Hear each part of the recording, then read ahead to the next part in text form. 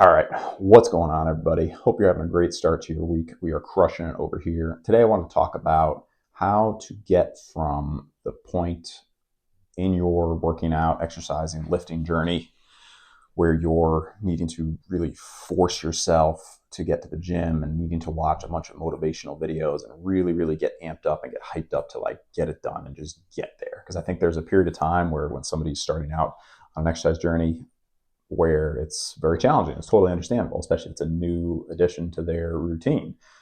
It takes energy, it takes effort. You're going to be tired afterwards. It's going to disrupt your typical schedule. So a lot of times it can take a significant amount of motivation to get there, you know? So how do you get from that point to the point where, which I think is ideal, where it's just a habit and you don't have to think about it anymore? You know, it's as simple as brushing your teeth, right? Maybe not that simple, but you get the concept, you know, needing to motivate and force yourself to do it to I'm just doing it because that's what I do, right? That's ideal, I believe. So the three things that I think can help significantly, number one being regularity in your workout days. If you know what's expected and you know what day you're going to do it on, it becomes less of a struggle, less of a strain. If you're given days one to three and somebody just says, well, just do them whenever you can and make sure you rest enough, that's great. However, I would argue if you have a schedule that allows you to, most people do, try and put your specific workouts on the same days every week. And please prove me wrong. Try it for a couple months and let me know how you feel. But since I made that switch in my own routine from doing, you know, I would have a chest to back day, a leg day, an arm day, whatever, and I would do them throughout the week, but it was never the same day. It was never the same time. That's another one, trying to do it at the same time. Again, I understand people's schedules change, control what you can, do your best, but if you can do it at roughly the same time of day, I think you can see a big benefit. That's something I always recommend to my clients so your body can over time get used to it. Again, making it less of a forcing and requiring this massive burst of motivation and energy and caffeine and carbs, and just this is what I do at this time of day on this day of the week. That's where we want to get to, because then it just becomes so ingrained in your routine that it's easier to continue doing it. You know, if something requires, like I said, this massive burst of motivation, although that's great. Like I like watching the motivational videos and stuff to get fired up too, you know, for big lifts and stuff like that. But just the base level of like just going to the gym and doing, you know, just a regular 3 sets of 10, whatever. I think you want to work towards that point where it's just habit, right? Same workouts, same times. Second thing, and this is going to sound kind of strange, but consistent stabilization periods where you're basically just taking a victory lap. Not necessarily a deload, but if you're always pushing, and like I said, you know, pushing for those PRs and pushing for new territory, sometimes just having okay, once every 2 months I do my victory lap week where I maybe not full deload, you know, maybe you just do like a month where I'm just going to keep everything the same no matter what, even if it feels easy. And that will allow you to get to the point where you know you can do it because you've done it week 1, week 2. Okay, I did it last week, should be no problem. Week 3, okay, this is easy. Week 4, okay, I'm ready to get back to, you know, hitting heavier weights or pushing into new territory. I think that can make a big difference. Also, I think some people, I know myself, especially with deadlift, squat, you get this like anxiety before you're going for a, I don't know, I'm not sure if anxiety, but like, you certainly get an increase in heart rate when you're trying to get ready for something big. And I think sometimes it can actually be good to not have to worry about that.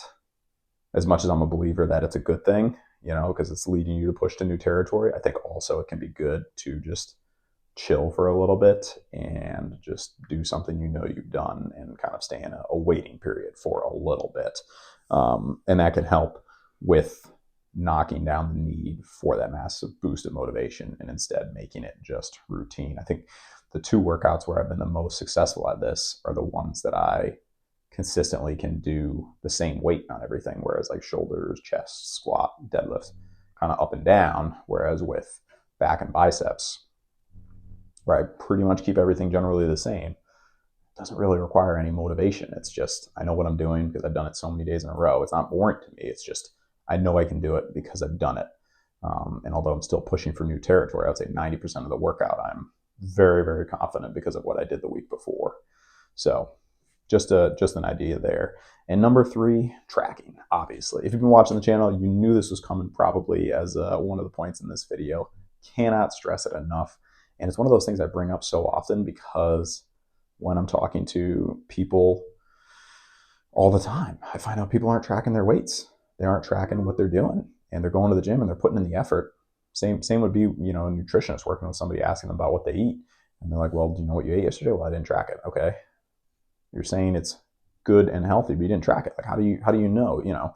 If you track your weights and your workout, the next time you go back and do that workout, you'll see, like I was saying with back and bicep workout, you'll see, oh, I literally already did 99% of this. Maybe I'm pushing for 1% more, but I did 99% of it successfully last week.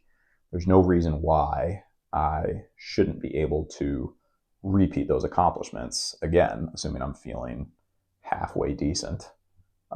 So yeah, track everything. Track the food. I'm not a nutritionist. I do encourage people to track their food because, you want to have information that you can do something with. Saying that your workout was good or saying that your food was good, not much information. Being able to present here's what I did for my workout, here's what I did for my food, that's information, you can work with for the next week. So track. Bonus one here, those are the 3. And please feel free to add your tip for a new gym goer. I might have done one of these videos somewhat similar before. Try, if you're working out with someone, and working out with somebody's great, absolutely. But, it's different when you're working out with a coach or a trainer versus working out with a gym partner. Obviously, the coach and trainer is always going to have your, or hopefully at least always has your best interests at heart. The workout partner, possibly not necessarily. It depends on what your goals are. So if you're working out with someone and you're not, it's still requiring a huge amount of motivation, it's tough, because having someone there at the gym, waiting for you, can be an accountability thing for people. So that's absolutely huge. But you might find, as I found when working out, at home, that my workouts became more consistent. I was much less distracted by what other people in the gym were doing. I wasn't worried about timing, meeting someone there. I was just doing my thing. When I showed up, I started the workout. I did exactly what I wanted to do. My rest periods were pretty, consistent. So it's one of those things. I would never want to encourage somebody, to stop working out with their friend or anything like that. Of course, it's just one of those things to ponder. Okay, is my workout solid when working out with this person? Or am I not keeping the pace that I need to? Again, kind of a delicate topic there. I just felt like it was something I should bring up because I saw an increase in my performance when I went from lifting at the gym and seeing people and lifting there with people to lifting on my own, just because my focus became more narrowed. I blocked out all the distractions, locked in, and progressed forward. So those are the tips. We got the 3, initial ones, and then kind of a bonus one there. Very interested to hear what people have to say, and what they think could really help people cross over from that needing the massive boost of motivation to just making it a habit, and then you can almost use the motivation, or the caffeine or whatever, when you really want to push to the next level, right? You want to reduce the need for that sympathetic nervous system where you're ramping everything up to 1,000 beats per minute, for when you're only going for something really heavy, or a 1 rep, or pushing to new territory, and then when you call upon that motivation or that music, I talked about this in a video recently, when you turn on that music, or you put that motivational video on, it's going to actually do something, where you're going to be like, okay, we're getting this done today. So that's it for today. Appreciate the support. Until next time. Peace.